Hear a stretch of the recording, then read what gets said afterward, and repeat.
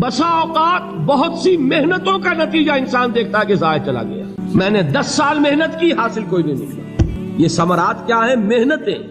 محنتوں کے ثمرات کا ضیاع۔ کوشش آپ نے کی، قسمت کی خوبی دیکھی ہے، ٹوٹی کہاں کمن، 2-4 ہاتھ جب کے لبے بام رہ گئے۔ Be prepared.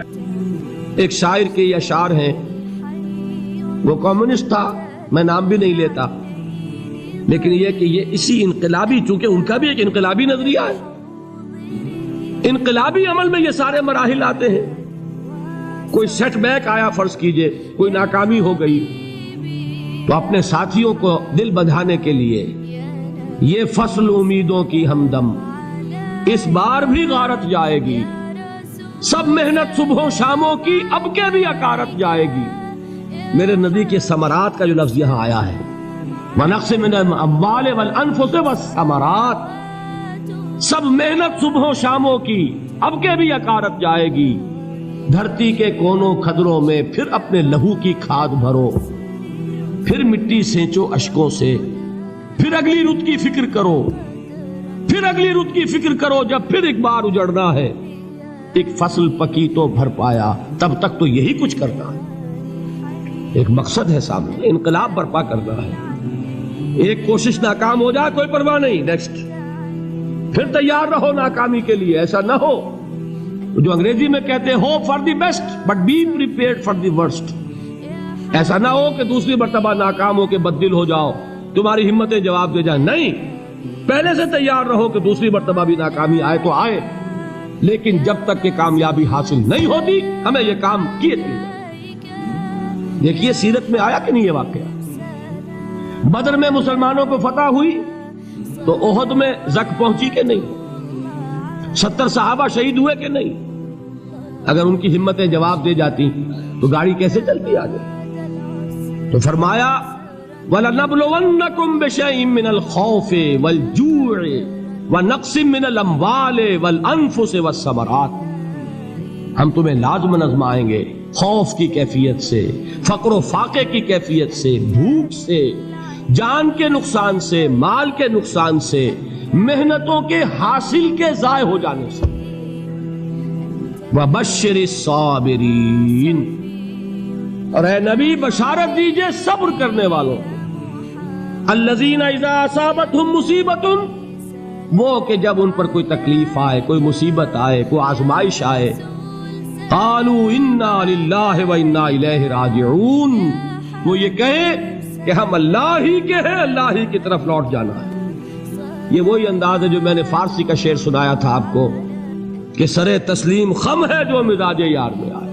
وہ ہمارا مولا ہے، ہمارا آقا ہے، اگر اسے یہی منظور ہے تو ہمیں بھی یہی منظور ہے۔ میں نے تسلیم و رضا کی بات کی تھی نا، آپ کو کچھ شعر سنائے تھے، ایک شعر اور سنیے، اور یہ کس کا ہے؟ محمد علی جوہر کا۔ ایک مرتبہ جیل گئے، ان کی ایک بیٹی جوان بیمار ہوئی، فوت ہو گئی، باہر چھوڑا انگریز نے، جاؤ بھائی دفن کر دو بیٹی کو۔ دوسری مرتبہ جیل گئے، دوسری جوان بیٹی اسی مرض میں مبتلا ہوئی۔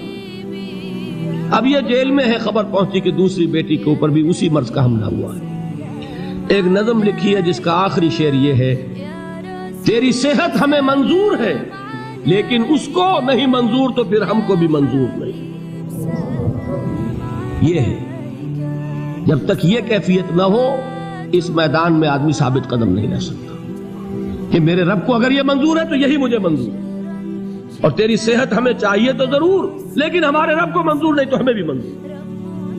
راضی برضائے رب۔ وَبَشِّرِ الصَّابِرِينَ الَّذِينَ إِذَا أَصَابَتْهُمْ مُصِيبَةٌ قَالُوا إِنَّا لِلَّهِ وَإِنَّا إِلَيْهِ رَاجِعُونَ۔ نہ شود نصیب دشمن کے شود ہلاک تیغت، سرے دوستاں سلامت کے تو خنجر آزمائے۔ اولئک علیہم صلوات من ربہم ورحمہ، یہی ہے وہ لوگ جن پر ان کے رب کی طرف سے عنایتیں ہیں اور رحمتیں ہیں۔ واولئک ھم المہتدون، اور یہی ہے وہ لوگ جو کامیاب ہونے والے ہیں، ہدایت پانے والے، ہدایت یافتہ۔ اسی سورہ بقرہ میں ذرا آگے چل کر، یہ تو ہے 20واں رکوع، 19واں رکوع، 21वें रुकू की पहली आयत है, लैसल बिर्रा अन तुवल्लू वजूहकुम क़िबल अल-मशरिक़ वल-मग़रिब वलाकिन्नल बिर्रा मन आमन बिल्लाहि वल यौमिल आख़िर वल मलाइकति वल किताबि वन नबिय्यीन व आतल माल अला हुब्बिही ज़विल क़ुर्बा वल यतामा वल मसाकीन वब्नस सबील वस्साइलीन व फ़िर रिक़ाब व अक़ामस सलात व आतज़ ज़काह वल मूफ़ून बिअहदिहिम इज़ा आहदू वस्साबिरीन फ़िल बासाए वद्दर्राए व हीनल बास। अब ये आयत जो है सूरतुल अस्र में जो मज़ामीन आए थे सारे इसमें मौजूद हैं।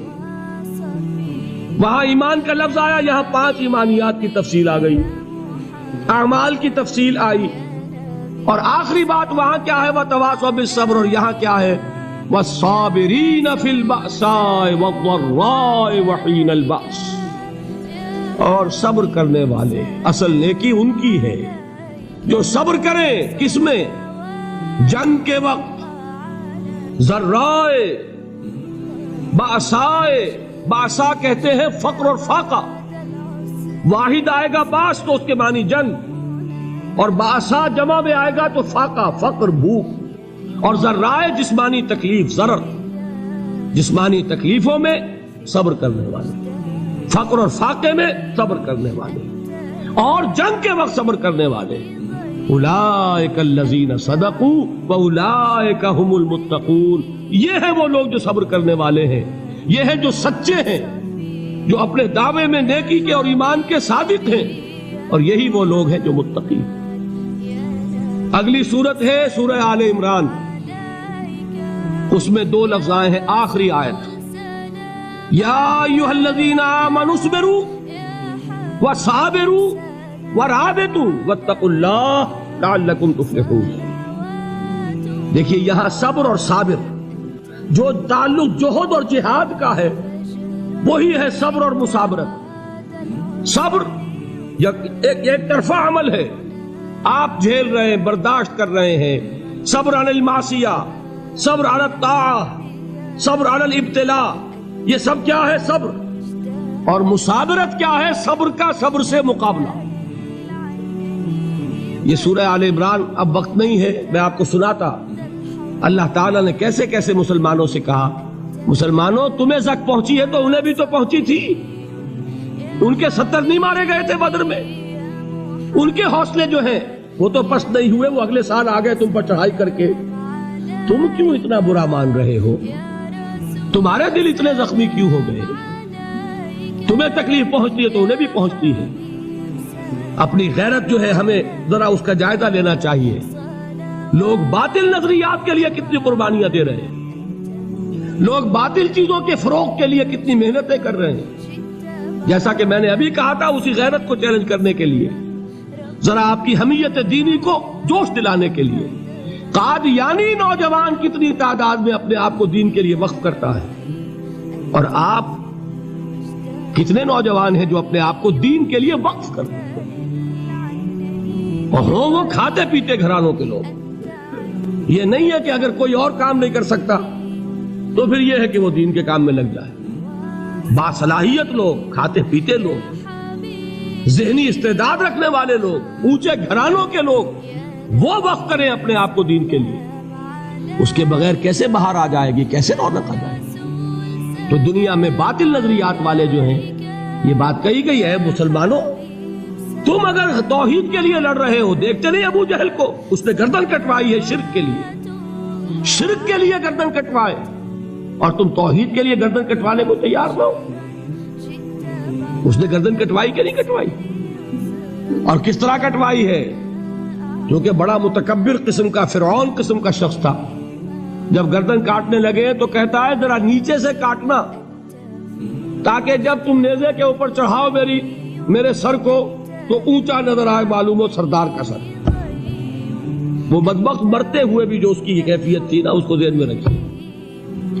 तो ये उस लोगों ने कुर्बानियां दी, जाने दी, तो फरमाया अगर तुम उनसे ज्यादा कुर्बानी नहीं दोगे, ये जो नोट कर लीजिए इसको, मुजर्रद अगर हक को गालिब करना अल्लाह के जिम्मे हो तो आने वाहिद में गालिब कर देगा, तुम्हें तकलीफ ही देने की जरूरत नहीं। समझ रहे? क्या अल्लाह के मुकाबले में कोई बातिल की ताकत ठहर सकती है? یہ تمہارے ایمان کا امتحان ہے، یہ تمہارے خلوص کی آزمائش ہے، یہ تمہارے امتحان کا ثبوت درکار ہے کہ اللہ تعالیٰ دیکھنا چاہتا ہے تم اس کے لیے اپنی جانیں قربان کرنے کو تیار ہو کہ نہیں، تم اس کے لیے تن من دھن لگانے کو تیار ہو کہ نہیں۔ اور یہ جان لو کہ اگر کفار اور مشرکین اور ملحدین اور باطل نظریات والے وہ جو کچھ قربانیاں اپنے باطل نظریات کے لیے دے رہے ہیں ان سے زیادہ اگر تم نہیں دو گے تو حق غالب نہیں ہوگا۔ انہوں نے جو صبر کیا ہے اپنے باطل نظریات پر، اگر تم اس سے زیادہ صبر کا ثبوت نہیں دو گے اپنے اس حق پر تو حق غالب نہیں ہوگا۔ اس لیے فرمایا یا ایھا الذین آمنوا اصبروا وصابروا، نہ صرف یہ کہ صبر کرو بلکہ صبر میں اپنے دشمنوں سے آگے نکلو، ان کے صبر سے بڑھ کر صبر کرو۔ وَرَابِطُوا، مرابطہ کہتے ہیں چوکس رہنا، ہوشیار، پہرا دو، ایسا نہ ہو کہ دشمن جو ہے غفلت میں تمہارے اوپر کوئی حملہ جو ہے کر بیٹھے۔ وَاتَّقُوا اللَّهَ، اور اللہ کا تقوی اختیار کرو، لعلکم تفلحون، تاکہ تم فلاح پاؤ۔